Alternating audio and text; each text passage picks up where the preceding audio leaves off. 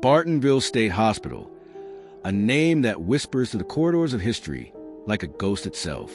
The year was 1885, and construction began on a hospital that promised care, yet carried with a shadow that would linger for centuries. From the beginning, there was something off. The castle-like design, towering and foreboding, loomed over the land like a sentinel of despair. Workers spoke of chills that ran down their spines, of shadows that moved when no one else was near, and of a strange sense of being watched. It became apparent that the initial design was flawed, structurally unsound, and emotionally oppressive. The construction was torn down, brick by brick, as though the very land rejected the darkness it was to contain. Finally, in 1902, the hospital reopened its doors with contemporary design. 33 separate cottages were built for patient residences, each a fragile bubble of hope amid the encroaching gloom. But the shadows lingered. Dr. Zeller arrived, a man whose heart was heavier than the hospital walls, yet brighter than its foreboding gates. He treated his patients not as curiosities, not as subjects for study, but as humans. He saw their pain, their loneliness, their despair, and he fought against it with compassion. Yet, he could not stop the land itself from remembering the sorrow it had borne, nor could he stop the spirits from lingering long after life had left them. Dr. Zeller designed 4 cemeteries behind the hospital to give those without family a resting place. The first of these cemeteries became the stage for the hospital's most infamous haunting. It was here that Bookbinder, a sensitive and quiet man, worked alongside Zeller. Bookbinder was deeply affected by death. Whenever a patient passed, he would lean against the old elm tree in the cemetery and cry openly. One day, when Bookbinder himself passed away, the hospital prepared a funeral.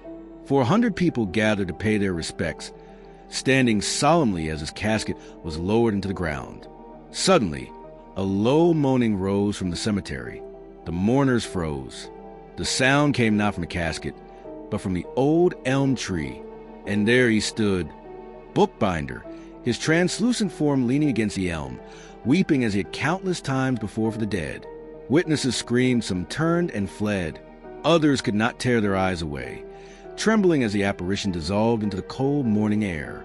Dr. Zeller himself ordered the casket opened, and as the mourners stared, the real Bookbinder lay still, undisturbed, while the ghost vanished. The hospital had its first visitor from beyond, and no one would forget the sight of a man mourning his own death. The old elm tree became infamous almost overnight. Staff and patients reported hearing sobs and cries that seemed to come from nowhere, footsteps that crunched on the earth but left no prints, shadows that moved independently of any human form. And always, the low moaning of Bookbinder, echoing through the cemetery. Attempts to remove the tree only made things worse. When the axe swung to fell it, a mournful wail rose higher than the tallest branches. Flames licking its bark brought no relief. The ghost's cries were louder than ever, resonating with anguish that seemed to shake the earth. Some claimed that Bookbinder's spirit had bound himself to the tree, unable to leave until every patient he mourned was accounted for, until every soul he had comforted in life was at peace.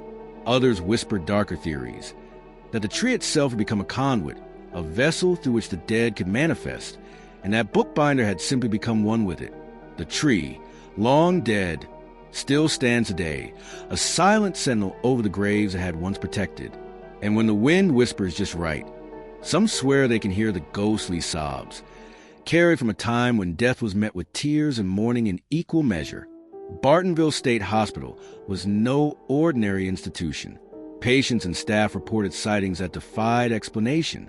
Shadows flitted in corridors with no source of light. Whispers drifted through empty halls. Doors opened and closed on their own, and cold drafts carried the scent of earth and decay. Bookbinder was not alone. Others wandered the hospital grounds, drawn to the cemeteries, tethered to the world they had left behind. Some patients swore they could feel gentle hands on their shoulders, a comforting presence when fear threatened to overwhelm them. Others were less fortunate. Glimpses of hollow eyes, of spectral figures leaning close, whispering words of despair. Even Dr. Zeller, a man of reason and science, could not deny what he saw. He kept detailed records, describing the sensations of presence, of watching eyes, of mournful cries that seemed to emanate from the very stones.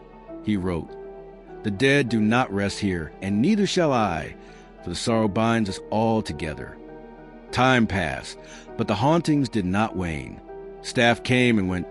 Patients lived and died, yet the presence remained.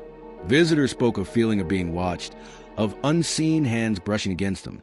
At night, footsteps echoed down the hallways long after the building was empty. A soft crying could be heard in the cemeteries, accompanied by the scent of damp earth and decayed leaves. The old elm tree was the epicenter. Some claimed that when the moon rose just right, the figure of Bookbinder could be seen leaning against it, his hands raised his face, sobbing silently into the night. Shadows of other spirits move among the graves, and a low moaning filled the air, resonating in the bones of those brave enough to wander near. No explanation could satisfy the living.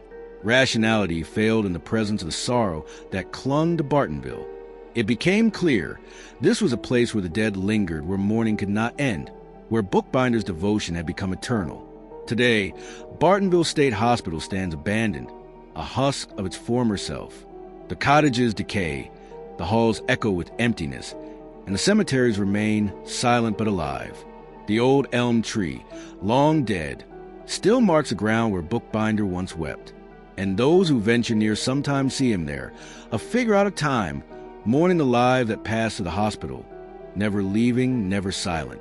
Visitors have described a chill that runs through their bodies, a low moaning from nowhere, and a sense that they are not alone. Some swear that when the wind moves through the cemetery, they can hear Bookbinder's sobs carried on the breeze, as if the tree itself remembers, as if the dead still grieve for the living. Bartonville is more than a hospital, more than a resting place for the forgotten. It is a testament to sorrow, to care, and to the unyielding persistence of those who loved and mourned. Dr. Zeller, Bookbinder, and countless others remain shadows among shadows, bound to the land they once served. And if you are brave enough, you may see him, standing by the elm tree, silent, weeping eternal. The dead have not forgotten Bartonville, and neither should you.